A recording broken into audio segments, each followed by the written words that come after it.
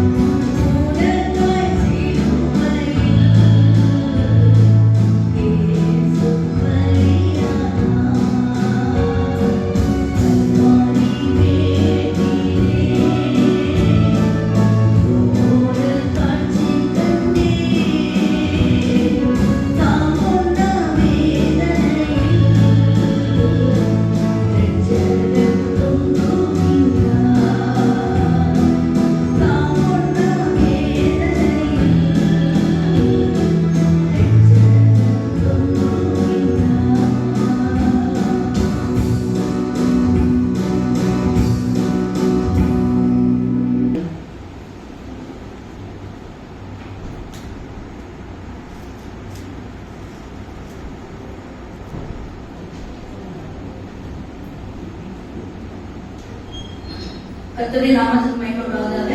கர்த்தர் நல்லவர். இந்த நாளிலும் கூட ஆண்டவருடைய இந்த பாடு மரணங்களை சிந்திக்கிற நாட்களிலே நாம் 3வது நாளாக நாம் தியானித்துக் கொண்டிருக்கிறோம். இந்த வார்த்தையை கேட்க ஆண்டவர் பாராட்டின கிருபைகளுக்காக நம்ம அழைத்துக் கொண்டு வந்ததற்காக நன்றி செலுத்துவோம்.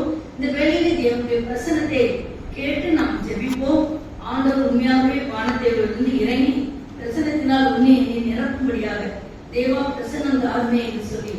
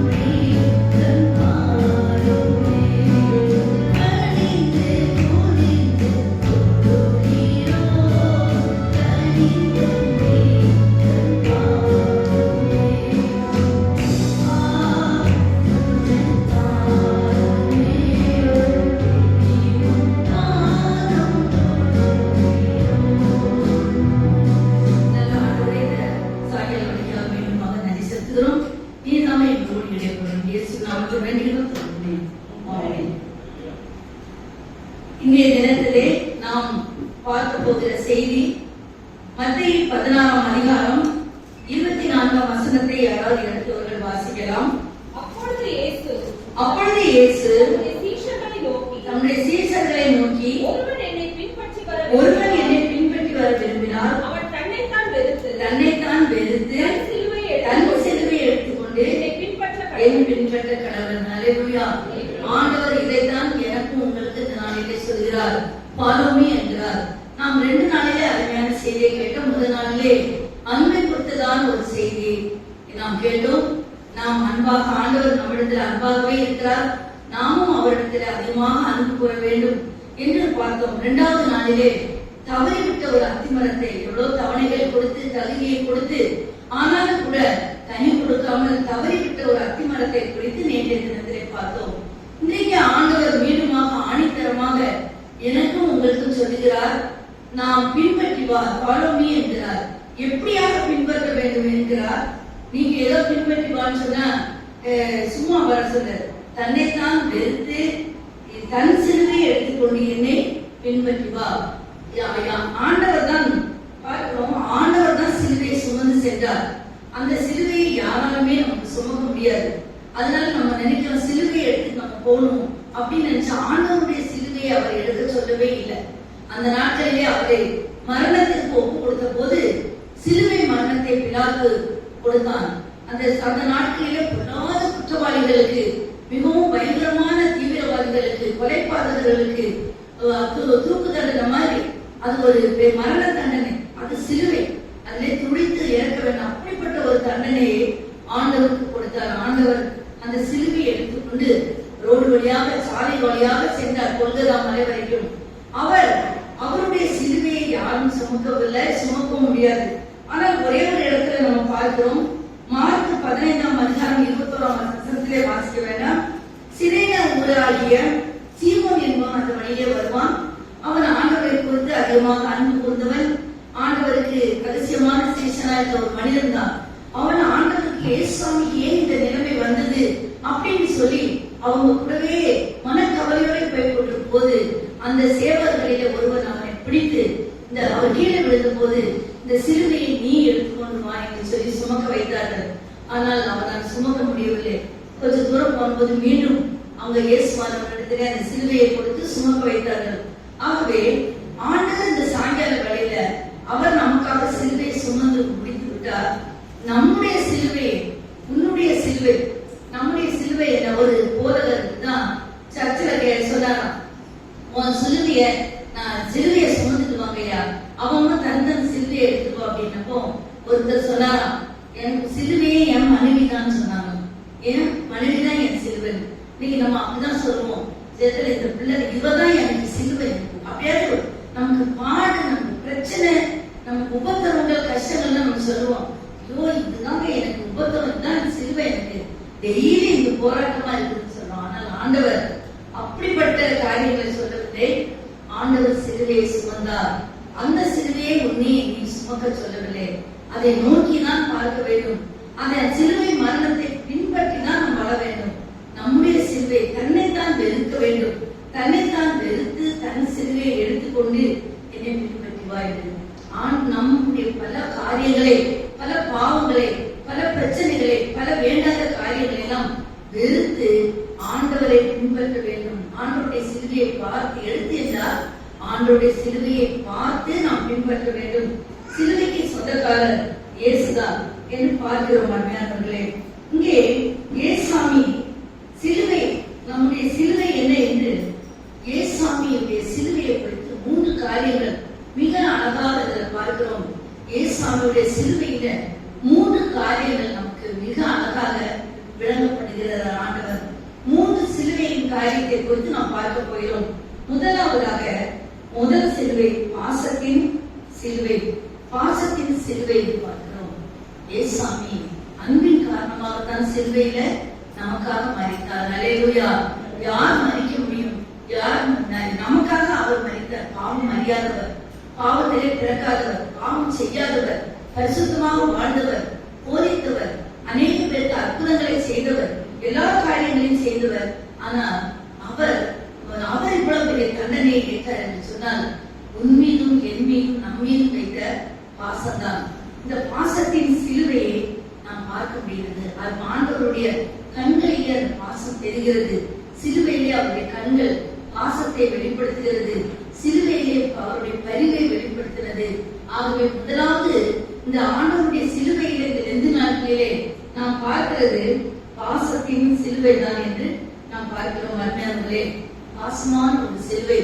ஆண்டவர் உனக்காக எனக்காக தண்டனை வரக்கூடாது என்று பாசத்தோடு கூட அந்த காரியத்தை அவர் உணர்த்தினார். ஒரு ஊர்ல உண்மையாக ஒரு கதை தான். ஒரு ஜட்ஜி, ஒரு நியாயாதிபதி இருந்தார். அப்போ அவர் என்ன பண்ணார்? அவர் நல்ல நியாயமாக தீர்ப்பு வழங்குறவர். ஆனா ஒரு நாளிலே அவருக்கு பிரியமான ஒரு பையன், அவருடைய இளைய குமாரன் பெரிய தவறை அவன் செய்து அழைக்கப்பட்டு வந்தான். அது நிரூபிக்கப்பட்டு விட்டது. உடனே அவனுக்கு மரண தண்டனை தான் கொடுக்க வேண்டும் அப்படின்னு சொல்லிட்டு. ஆனா அந்த நாட்டுல ஒரு சட்டம் இருக்குது. அப்ப அதை அவன் செய்யலங்கிறாங்க. அப்ப யார் செய்தது அப்படின்னு சொல்லும் போது அவனுக்கு தான் அந்த தண்டனையை கொடுக்க வேண்டும் என்று சொல்லும் போது அடுத்த நாள் அவர் தீர்ப்பை ஒத்தி வைத்து விட்டார். வச்சுட்டு என்ன செய்தார்? அவர் மூணுல வந்தார். இன்னொரு ஜட்ஜி அங்க இருந்தார்.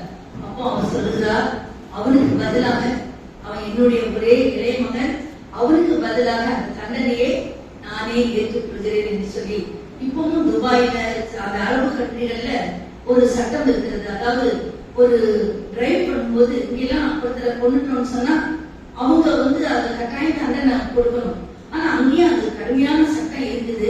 ஆனாலும் அந்த உறவினர்கள் இவ்வளவு பணம் அதுக்கு கொடுத்தோம்னு சொன்னா அதை நான் ஏற்றுக்கொண்டு அவங்களை விடுவிக்கிற காரியங்கள் இப்பொழுதும் இருக்கிறது. அதே மாதிரியாக அந்த நாட்டுல அதுக்கு பதிலாக அந்த தண்டனையை அவங்க குடும்பத்துல அப்பாவோ அம்மாவோ சகோதரர்களோ ஏற்றுக்கொண்டா விடுதலை பண்ணலாம் என்று ஒரு நீதி இருந்தது. இப்ப எல்லாரும் அப்ப அந்த ஜட்ஜி என்ன செய்தார்? குற்றவாளி முன்னில குற்றவாளியாக நின்று என் பையனுக்கு பதிலாக நான் அந்த மரண தண்டனையை ஏற்றுக்கொள்கிறேன் என்று சொன்ன போது அந்த போர்ட்டார் எல்லாரும் அழுதாராம். பையன் அதிகமாக அழுதாராம். பாசத்தில் அப்பாவை பார்க்கிறான். அவர் ஜட்ஜி, அவர் ஒரு நீதிபதியாக பார்க்கவில்லை, பாசத்தின் நீதிபதியாக அவன் பார்த்து தன்னுடைய குற்றத்தை உணர்ந்து திரும்பி அழுதானாம் என்று பார்க்கிறோம். மருமகளே, இது உலக பிரகாரமான ஒரு தந்தை செய்ததானால் ஆண்டவராய் இயேசு கிறிஸ்து நீயும் நான் நரகத்துக்கு செல்லக்கூடாது, நமக்கு வரக்கூடிய தண்டனையை அவரே ஏற்றுக்கொண்டார்.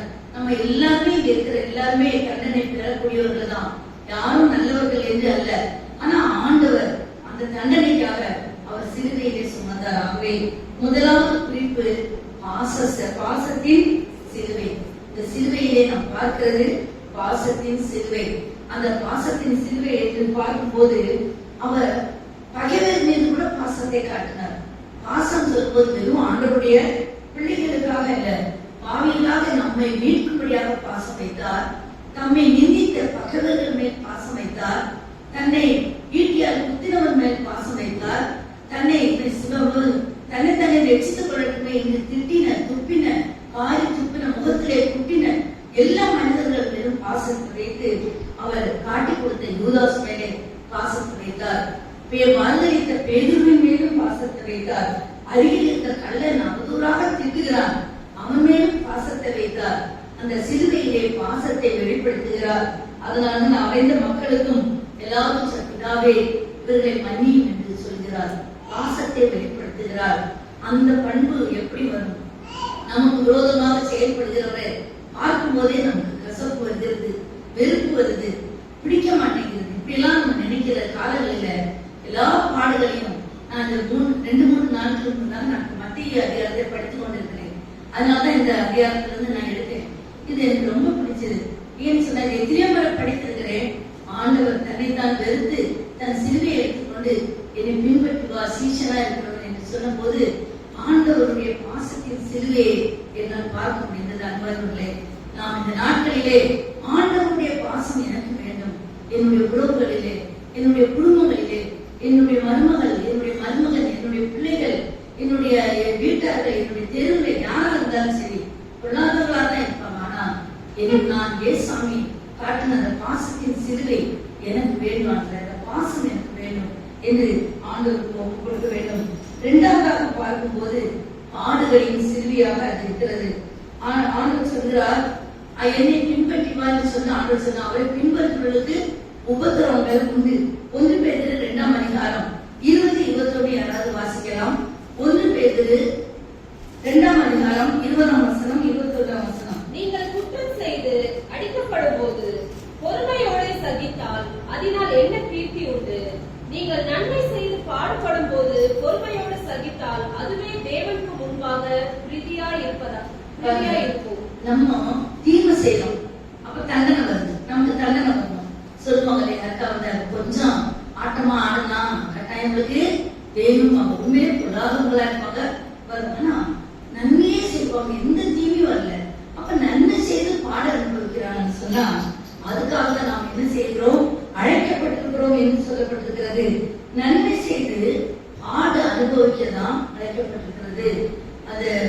அது கிரஹாம் ஸ்டைன்ஸ் பார்க்கும்போது அந்த தீமோத்தேயு பிலிப்பு 2 பிள்ளைகளை கூட்டிட்டு ஒடிசாவில ஊழியம் செய்யும்படியாக போனார். அவங்க நன்மைதான் செய்தாங்க. அந்த ஆஸ்திரேலியா நாட்டுல இருந்து அவ்வளவு சுகபோகமான வசதியை விட்டு ஒடிசாவில இப்ப மாதிரி இல்ல, அப்பெல்லாம் ரொம்ப கஷ்டமாக இருக்கும், ரொம்ப சூழ்நிலைகள்லாம் மோசமா இருக்கும். அந்த உணவு, அந்த இயற்கை எல்லாவற்றையும் அவர்கள் பொறுத்து கொண்டு குடும்பமாக தொழுநோயாளிகளுடைய கால்களை கழுவி, புண்ணெல்லாம் கழுவி அவர்களுக்கு ஊழியம் செய்து அநேக நன்மைகளை செய்தார்கள். ஆனால் அந்த மக்கள், பொறாமை பிடித்த மக்கள் ஆண்டவரை பிடித்து ஒப்பு கொடுத்தது போல இவர்களை தீயை விட்டு 3 பேரும் உயிரோடே கொடுத்தினார்கள். அப்போ நன்மை செய்து பாட அனுபவித்தார் அந்த ஊழியக்காரன். என்னுடைய வாழ்க்கையில அப்படிப்பட்ட பாடுகள் ஒரு நாளுமே வராது. ஆனா ஆண்டவர் சொல்லுகிறாரு, உன் குடும்பத்திலையும் சரி, உன் வீட்லயும் சரி, உன் வேலை ஸ்தலத்திலையும் சரி, உன்னுடைய நண்பர்களிடத்திலையும் சரி, நான் நல்லது தானே செஞ்சேன், ஏன் உங்களுக்கு இப்படி செய்யறாங்கன்னு நினைக்காதீங்க. நாம் அதுக்கு அழைக்கப்பட்டிருக்கிறோம். நன்மை செய்து பாட அனுபவிக்கும் போது பாடுகளின் சிலுவையை நினைக்கணும். நம்மளை எதிர்க்கிற மக்கள் முன்னால பாசத்தின் சிலுவையை நினைக்கணும். நமக்கு துன்பம் கொடுக்கிற மக்கள் நமக்கு வருகிற பாடுகளை நினைக்கும் போது பாடுகளின் சிலுவையை நினைக்கணும். ஆகவே பாடுகளை குறித்து நம்ம பயப்படவே கூடாது. இதெல்லாம் லேசான உபத்திரவம் என்று நம்ம சொல்கிறோம். இந்த உலகத்தில் வருகிற பாடுகள், கஷ்டங்கள், வறுமைகள், வியாதிகள், துன்பங்கள், பலவீனங்கள், போராட்டங்கள், எதிர்ப்புகள், நெருக்கங்கள் எல்லாமே லேசான காரியம்தான். அது ஒரு பெரிய பாடு கிடையாது. ஆண்டவரை நினைக்கும் போது எல்லாமே அது பாடு என்பதில். ஆகவே நன்மை செய்து பாட அழைக்கப்பட்டிருக்கிறோம். அது மாத்திரமல்ல, பிலிப்பியர் 1ஆம் அதிகாரம் 29ஆம் வசனத்தை யாராவது எடுத்து வாசிக்கலாம். கிறிஸ்துவினிடத்தில் விசுவாசிக்கிறதற்கு மாத்திரமல்ல, அவர் நிமித்தமாக பாடுபடுவதற்கும் உங்களுக்கு அருளப்பட்டிருக்கிறது. அவர் நிமித்தமாக பாடுபடுவதற்கு உங்களுக்கு அருளப்பட்டிருக்கிறதா? பாருங்க, அது நமக்கு கொடுத்திருக்கிறார் ஆண்டவர் பாட அனுபவிக்கிறதுன்னு. எனக்கு தெரிஞ்சு கிறிஸ்துவ நிமித்தம் நமக்கு இதெல்லாம் வரத்தான் செய்யும். வராது நீங்க யாராவது இருக்கிறவங்க, நான் ஏசாமி ஏற்றுக்கொண்ட பிறகு எந்த கஷ்டமும் எந்த துன்பமும் வந்ததுன்னு சொல்லவே முடியாது. இங்க சாமுவேல் கணேசையா வந்து முந்தைய அவர் இறந்துட்டாரு. ரொம்ப நல்ல பிரசங்கம் பண்ணுவார். அவர் வந்து பிராமின் குடும்பத்தில இருந்து ஆண்டவரை ஏற்றுக்கொண்டு வைராக்கியமாக உறுதியாக ஆண்டவரை பின்பற்றின ஒரு மனிதர். ரொம்ப இந்த 2 நாட்கள்ல ரொம்ப பண்ணுவாங்க. அப்போ அவர் நான் வந்து ஒரு நாள் அப்போ ரொம்ப உபத்திரங்கள் கஷ்டங்கள் ஏதோ எதிர்ப்புகள் எல்லாம் இருக்குது. எங்க வீட்டுல அவர் வரும்போதெல்லாம் தங்கி இருப்பார். தங்கி சாப்பிட்டு சந்தோஷம் நல்ல ஆண்டவரை குறித்து பேசுவார். அப்போ நான் ஒரு நாள் சொன்னேன், ஐயா ரொம்ப வர ரொம்ப துன்பங்கள் எங்களுக்குதான் அதிகமா இருக்குது, ரொம்ப கஷ்டமா இருக்குது, நாங்க ஒண்ணு நினைச்சா இப்படி ஒண்ணு நடக்குது அப்படின்னு சொல்லும்போது அவர் சொல்லுகிறார், உனக்குதான் வசந்தமா வரும், உனக்குதான் வரும், உனக்குதான் வரும் எப்படின்னு. ஆமா, ஆண்டவரை பின்பற்றும் போது கட்டாயம் அது அருளப்பட்டிருக்குது.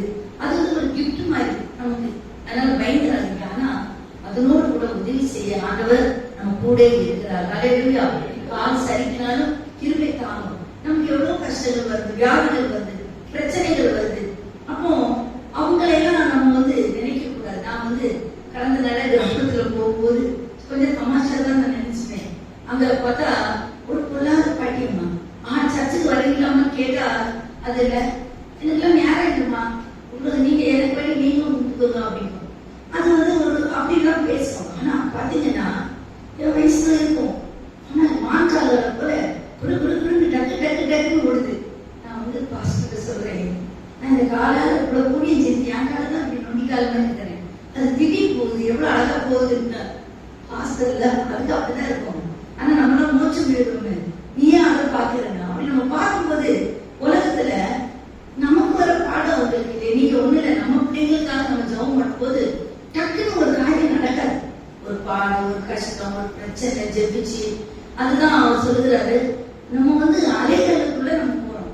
அலைகளை தாண்டி தாண்டி தாண்டி என்ன செய்யணும், முன்னேறணும். வெறும் தண்ணி மாதிரி இருந்தா அப்படியே கொஞ்சம் கால அளவு தண்ணி இருந்தா நம்ம நடந்து போயிடலாம். அப்படி இல்லை, ஆண்டவர் சொல்லுகிறார், எசேக்கியேல சொல்லுகிறார், நம்ம வந்து கணுக்கால அளவு அல்ல, நம்ம முழங்கால் அளவு அல்ல, இடுப்பு அளவு இல்ல, நீச்சல் ஆழத்துக்கு நம்ம என்ன செய்யணுமா, தண்ணிக்குள்ள போகணுங்கிறார். நம்ம வந்து கணுக்கால் அளவுனா நடந்து போயிடுவோம், முட்டி வரைக்கும்னாக்கா நடந்து போயிடுவோம், இடுப்பு அளவுனாக்கா நடந்து போயிடுவோம். அப்படி எல்லாம் கிடையாதுமா. நீங்க அன்னிக்குள்ள போனா நீச்சல் அழைச்சி, அதாவது முங்கி நீந்தி எடுத்து கரையேறணும். அப்படிதான் ஆண்டவர் விரும்புகிறார் என்று அது ஒரு நல்ல அனுபவம். நான் நீச்சல்லாம் அனுப்பினாங்களாம். நீச்சல் அடிக்கும் போது உண்மையிலேயே அது சந்தோஷமா இருக்கும். அப்படிதானே, ரொம்ப நல்லா இருக்கும். இந்த கரையில இருந்து அந்த கடற்கரைக்கு போகும்போது அதுல உள்ள சந்தோஷம் ரொம்ப இதே இருக்கும். ஆகவே ஆண்டவருக்குள்ள வாழ்கிறவங்க பாசத்தின் சிலுவை இருக்கும். பாருங்க, இந்த 3 சிலுவை நீங்க சொல்றேன், 3 சிலுவையும் வருஷம் வருஷம் நம்ம பார்க்கணும்.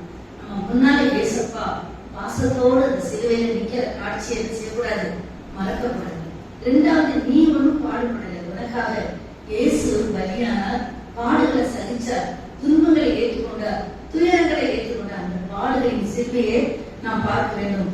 3வதாக ஒரு சிலுவை, பரிந்து பேசும் சிலுவை. ஹல்லேலூயா. பரிந்து பேசும் ஒரு சிலுவை.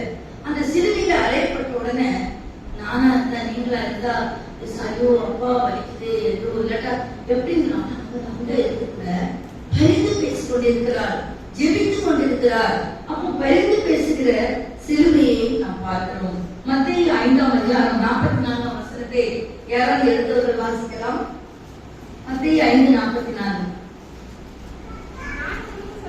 நான் உங்களுக்கு சொல்கிறேன், உங்கள் சத்துக்களை சிநேகியுங்கள், உங்கள் பகைக்கிறவர்களை ஆசீர்வதியுங்கள்,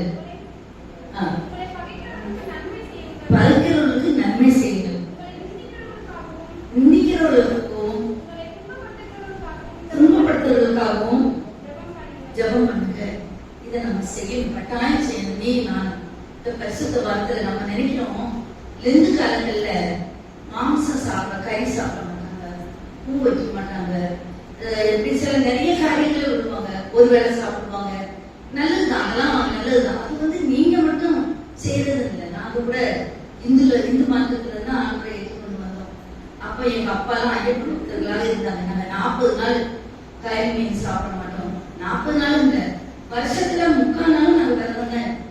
எங்க அம்மா குடலை தவிர மீது எல்லாம் கழுவ சொல்லுவாங்க. அந்த மாதிரி வீட்டுல அருவமையில இருந்து பொருள் இருந்து எல்லாம் அப்படி நாங்க ரொம்ப சுத்தமா பரிசு அப்படியாக விரதம் நிறைய இருப்போம். அது மாதிரி நல்லது, அப்படிலாம் இருக்கிறது நல்லது, அந்த காசை கொண்டு முடியில போடுறது நல்லது, அதுக்காக சொல்ல பூ வைக்காம இருக்கிறது நல்லதுதான். சிலர் பாத்தீங்கன்னு சொன்னா ரொம்ப நல்லவங்க, 40 நாள் மட்டும் குடிக்க மாட்டாங்க. ஈஸ்வரன் என்ன பண்ணுவாங்க, எல்லாம் குடிப்பாங்க. ஈஸ்வரனுக்கு ஒரே அட்டகாசம் தான், அந்த வீட்டுல வச்ச சோற சாப்பிட முடியாது குடும்பத்துல உள்ளவங்களுக்கு. அப்படி இல்லை, அதெல்லாம் நல்லதுதான். ஆனா அந்த நம்ம செய்ய வேண்டியது இந்த 40 நாட்கள்ல ஆண்டவருடைய உபதேசங்களை, ஆண்டவருடைய காரியங்களை தியானம் பண்ணி அதை செய்யறோமா? நிந்திக்கிறவர்களுக்காக ஜெபம் பண்றோமா? ஒன்ன வந்து அடிக்கிறவங்க காரியங்களுக்கு நம்ம ஜெபம் பண்றோமா? ஜெபம் பண்ண சொல்லுகிற கஷ்டம்தான். உனக்கு தீமை செய்யறவங்களுக்கு ஜெபம் பண்ணுறோமா? கஷ்டம்தான். ஆனா ஜெபம் பண்ணணுங்கிறாரு. அது மாத்திரம் இல்ல, உனக்கு ஒரு வஸ்திரத்தை கேட்டா ஒரு ஐக்கிய கேட்டா இன்னொன்னு கொடு அப்படிங்கிறாரு. ஆகவே நமக்கு நிறைய காரியங்களை ஆண்டவர் கற்றுக் கொடுக்கிறார். இதை ஏசாமி மத்தியில போதிச்சார். உன்னுடைய பையர்களுக்கு நீங்க வந்து உன்னை மன்னியுங்க அப்படின்னு சொல்லி கற்றுக் கொடுத்தார். ஒருத்தன் ஆண்டவர் கேட்கிற, ஆண்டவரே நான் என் சகோதரனை எத்தனை 7 தரம் மன்னிக்க சொல்றீங்களா அப்படிங்கிற. ஆண்டவர் சொல்ல 7 தரம் இல்ல, 70 தரம் மன்னிக்கணும் அப்படிங்கிறாரு. அப்படின்னா அதனுடைய அர்த்தம் என்ன? 70 தரங்கிறது எப்பவுமே மன்னிக்கணும். அது ஒரு குறிப்பிட்ட டைம்ல மன்னிக்கிறதுங்கிறது எப்பவுமே அந்த குணம் கிறிஸ்தவங்களுக்கு மட்டும்தான் இருக்கும். அல்லேலூயா. மன்னிக்கிற குணம் கிறிஸ்தவங்களுக்கு தான் இருக்கும். தீமை செய்தவங்களுக்கு நன்மை செய்யற குணம் கிறிஸ்தவங்களுக்கு தான் இருக்கும். இந்த உலகத்துல பார்க்கும்போது நம்ம மிருகத்தை எடுத்தேன்னு சொன்னா அதுக்கு நம்ம நன்மை செஞ்சா அது பாராட்டும். ஆனா இந்த பிசாசுகளை வச்சு நம்ம ஒண்ணுமே செஞ்சிருக்க மாட்டோம். ஆனா நம்ம நன்மை செய்தா கூட அது தீமை எல்லாம் செய்வோம். ஆனா ஆண்டவருடைய பிள்ளைங்க மட்டும்தான் தீமை செய்தா கூட நன்மை செய்வாங்க. அது இயேசுவின் சுபாவம். இயேசு போதிச்சத வாழ்க்கையில சிலுவையில அதை காட்டினார். சிலுவையில காட்டினார். எல்லாத்தையும் இவ்வளவு திட்டினவங்களை, சிலுவையில அறைந்தவங்களை ஆண்டவர் மன்னிக்க சொல்றார். இதாவே இவர்களுக்கு மன்னின்னு சொல்லி மன்னிப்பு உண்மையாக சும்மா வாயினால சொல்லல, மனசால அவர் மன்னிச்சார். அந்த குணம் ரொம்ப முக்கியமான குணம். இந்த உலகத்துல நம்ம உபதேசத்துல வாழ வேண்டும் என்று சொன்னால் அவரை பின்பற்றினார். நம்முடைய குடும்பமா இருக்கட்டும், ஆபீஸா இருக்கட்டும், நம்ம விரோதங்களை இருக்கட்டும், நம்ம வந்து ஆண்டவரை பின்பற்றுகிற நாம் வந்து தெரிந்து பேசணும். நமக்காக சத்துக்களுக்காக நம்ம ஜெபம் பண்ணும்போது ஆண்டவர் பெரிய காரியங்களை செய்யற. எங்களுடைய ஊழியர்கள்ல நாங்க அதை நிறைய பார்த்துக்கிறோம். நாங்க வந்து எங்களை எதிர்த்தவங்க, எங்களை அடிக்க வந்தவங்க, எங்களை திட்டினவங்களுக்கு எல்லாம் நாங்க அவங்களுக்கு தீமையே செய்யல. ஆனா அதற்கு பதிலாக நாங்க ஜெபித்திருக்கிறோம். ஆனா ஒரு சமயத்துல ஒரு சிலர் ஆண்டவருக்கு தண்டனை பெற்றிருக்காங்க, ஒரு சிலர் எங்களுக்கு நண்பர்களாக மாறி இருக்கிறாங்க, ஒரு சிலர் எங்க கிராமத்தில் எங்களுடைய கிறிஸ்தவ ஆண்டவருடைய பிள்ளைகளாக மாறி இருக்கிறார்களே. நம்ம எப்பவுமே பதிலுக்கு பதில் செய்யவே கூடாது. தீமைக்கு தான் தீமை செய்யணும்னு நினைக்கிறாங்க. பழைய ஏற்பாட்டுல நியாயப்பிரமாணத்துல ஒரு பல்ல அடிச்சா இன்னும் அவன் பதிலுக்கு ஒரு பல், கண்ணுக்கு கண், பல்லுக்கு பல்லு இருந்தது. ஆனா ஆண்டவர் சொல்லுகிறார், அதெல்லாம் நியாயப்பிரமாணத்தை அழிக்க வல்ல ஒன்று. இப்ப நான் சொல்லுகிறேன், ஒருவன் ஒரு கண்ணத்தை காட்டினா மறு கண்ணத்தை காட்டணும்னு சொல்லிடுறாங்க. யாரும் செய்ய மாட்டேன். நீங்க கணத்துல அடிச்சா இன்னொரு கணத்தை நான் காட்டிட்டு இருக்கவே மாட்டாங்கன்னா அதனுடைய அர்த்தம் என்னன்னு சொன்னால் செய்யாது, பரவாயில்ல விட்டு ஸ்தோத்திரம் சொல்லு, ஆண்டவரை நன்றி சொல்லு. ஆண்டவருக்கு அப்படி சொல்லும் போது ஆண்டவர் காரியங்களை மாற்றி போடுகிறார். அப்போ நம்ம இதெல்லாம் நடக்கணும்னு சொன்னா இந்த மாதிரியான குணங்கள் நம்ம 3 சிலுவையை நம்ம பார்த்தோம். ஆண்டவருடைய சிலுவையில 3 காரியங்கள் பார்த்தோம். பாசத்தின் சிலுவை, பாடுகளின் சிலுவை, பரிந்து பேசுகிற சிலுவை. இது ஏசாமி ஒருத்தர் தான் நமக்காக செஞ்சார். நாம் கூட நம்முடைய வாழ்க்கையில பாசமாக ஆண்டவருடைய பாசத்தை பிரதிபலிக்கிறவர்களாக இருக்க வேண்டும் என்று சொன்னார். ஆண்டவர் நமக்கு அருகிற பாடுகளை, உபத்திரவங்களை இந்த உலகத்திலே தாங்கிக் கொள்ள வேண்டும் என்று சொன்னார். நம்மை பகிர்கிறவர்களை, நம்மை துன்பப்படுத்துபவர்களை, நம்மை காட்டிக் கொடுத்தவர்களை, நமக்கு வீணாக கெட்ட பேர் உண்டு பண்ணுகிறவர்களை நாம் மன்னித்து ஜெபிக்க வேண்டும் என்று சொன்னார். 3 சிலுவையும் நாம் பார்க்கிறோம் மாற்றமல்ல. எப்பொழுது அது வரும் என்று சொன்னால் பாஸ்டரையா 40 நாள் எடுத்தார். லூக்கா 6ஆம் அதிகாரம் 12ஆம் வசனத்துல மலையின் மேலே ஏறி என்ன செய்ய வேண்டும்? ஜெபிக்கணும். ஜெபம் தான். நம்ம ஜெபிக்கும் போது நம்ம பேருக்காக எல்லாரும் எதிர்க்க மெச்சணும் போன மாதிரி ஜெபம் கிடையாது. நீங்க அடுக்குமொழியில ஜெபம் பண்ணணும் கிடையாது, வசனத்தை வச்சு ஜெபம் கிடையாது. இந்த பரிசீலர்கள் மாதிரி அப்படியே சந்த வழியிலும் அப்படிலாம் நீங்க அந்தரங்கத்துல ஜெபம் பண்ணும்போது வெளிரங்கத்துல பார்க்கிற தேவன் உனக்கு பதில் அளிப்பார். ஜெப ஜீவியம் ரொம்ப முக்கியம். அது யாருக்கும் தெரிய வேண்டாம். இயேசு சுவாமி மத்தேயு 14ஆம் அதிகாரம் 23 மாசத்திலே அவர் மலையில போய் தனித்து ஜெபம் பண்ணாராம். சீசனுக்கு கூட ஜெபம் பண்ணல. நீ கூட பாருங்க, கூடி நம்ம ஜெபம் பண்ணும்போது நிறைய காரியங்களுக்காக நம்ம பாவமா ஜெபம் பண்ண முடியாது. ஆனா தனிமையா ஜெபம் பண்ணும்போது நம்ம பிரச்சனைகளுக்காக காரியங்களுக்காக பாவத்தோடு பண்ணணும். ஆகவே உங்களுக்கு தருணம் கிடைக்கும் போதெல்லாம் இந்த 2 நாட்கள் அதிகமாக ஜெபிக்கிறது மாத்திரம் நம்முடைய வாழ்க்கையில ஜெபம் நம்முடைய வாழ்க்கையாக இருக்கட்டும். ஏன்னா நம்ம கண்ணு மூடும்போது ஜெபிக்க முடியாது. நமக்கு நினைவு தவறிவிட்டா நம்மளால ஜெபிக்க முடியாது.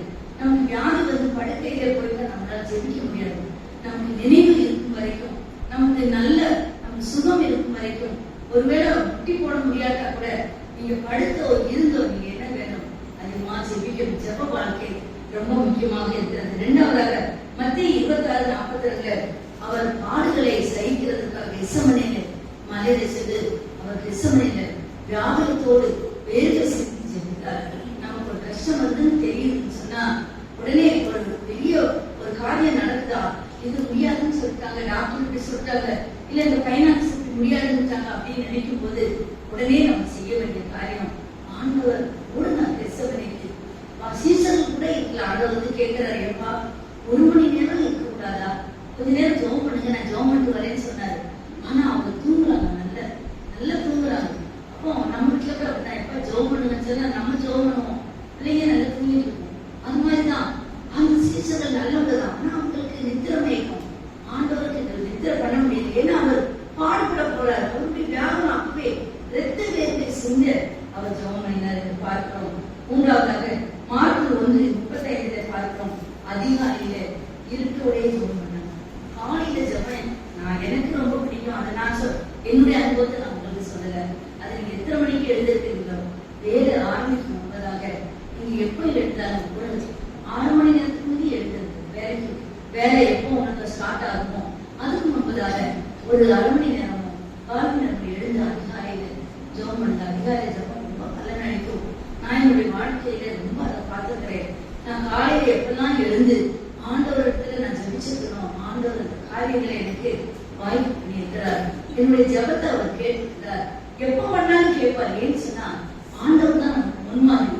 ஆகவே இருட்டோடே எழுத ஜெபம் பண்ணாங்க. ஏன்னா அதுக்கப்புறம் டிஸ்டர்பன்சஸ் வந்துடும், நிறைய பிரச்சனைகள் வந்துடும், நிறைய காரணம். அதிகாலையில் எழுந்து அவர் தேவனை நோக்கி ஜெபம் பண்ணுறாரு. ஆகவே லூக்கா 6:12 சார்ந்துதான் இந்த காரியங்கள் இருக்குது. மலை மேல ஏற அந்த அனுபவம் அது மறக்கவே கூடாது. லூக்கா 6:12 நம்மளுடைய உடம்புல ஒரு ரத்தமாக இருக்கணும். மலை மேல ஏறி மலைக்கு போக வேண்டாம். நம்ம வீட்டிலே நம்ம ஜெபம் பண்ணும்போது, நம்ம ஜெபித்து இருக்கும்போது ஆண்டவர் பெரிய ஆசீர்வாதங்களை தருகிறார். ஆகவே இந்த 2 காலங்களிலே அன்பை குறித்து பார்த்தோம், தவறிவிட்ட ஒரு அத்திமரத்தை குறித்து பார்த்தோம். இன்றைக்கு அருமையான 3 சிலுவை காட்சிகளை நம்முடைய கொண்டு வந்தோம். இயேசு சாமி நமக்காக சிலுவையில் அறையப்பட்ட போது அது பாசத்தின் சிலுவையாக இருந்தது, பாடுகளின் சிலுவையாக இருந்தது, வலிந்து பேசும் சிலுவையாக இருந்தது. நாம் கூட பாசத்தை காட்டுவோம், எல்லாத்தையும் பாசத்தை காட்டுவோம். ஆண்டவர் நமக்கு முன்பாது. 2வது பாடுகள் வரும்போது அதை சகிக்க கற்றுக்கொள்வோம். 3வதாக கரிந்து பேசுகிற ஜெபிக்கிற பிள்ளைகளாக, கெட்டவங்களுக்காகவும் நல்லவங்களுக்காகவும் எல்லாருக்காகவும், யாரும் நம்ம ஃப்ரெண்ட்ஸ் மட்டும் ஜெபிக்கிறது இல்ல, எல்லாருக்காகவும், உலகத்துக்காக, நம்ம எதிர்க்கிற ஆட்சியாளர்களுக்காக, நமக்கு தீர்வு செய்யற மக்களுக்காக எல்லாம் நம்ம ஜெபிக்கணும். எலெக்ஷன் வரும்போது கூட அதற்காக கூட உங்களுடைய கடமை ஒவ்வொரு நாளும் ஒரு 5 நிமிடங்கள் இந்த தேசத்துக்காக, உலகத்திற்காக நம்ம ஜெபிக்கணும். நம்முடைய பிள்ளைகளுக்காக நம்ம ஜெபிக்கணும். பிள்ளைகள் அழிந்து போகாதபடி, பிள்ளைகளுடைய வாழ்வு நல்லா இருக்குன்னு சொன்னா, நம்முடைய சமுதாயம் நல்லா இருக்குன்னு சொன்னா, நாம் தெரிந்து பேசுகிற மக்களாக அந்த சிலுவையை நினைத்து நம்ம ஒவ்வொரு நாளும் ஜெபிக்க வேண்டும். கர்த்தர் தாமே இந்த வசனங்களை நமக்கு ஆசீர்வதித்து தருவாராக. ஆமென்.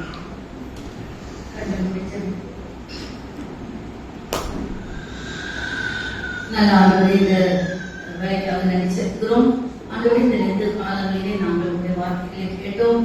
ஆண்டவரே, சிலுவையை ஒருவன் பின்பற்ற விரும்பினால் தன்னைத்தான் வெறுத்து தன் சிலுவை எடுத்துக்கொண்டு என்னை பின்பற்ற கடவுள் என்று மானித்தரமாக சொன்னேன்.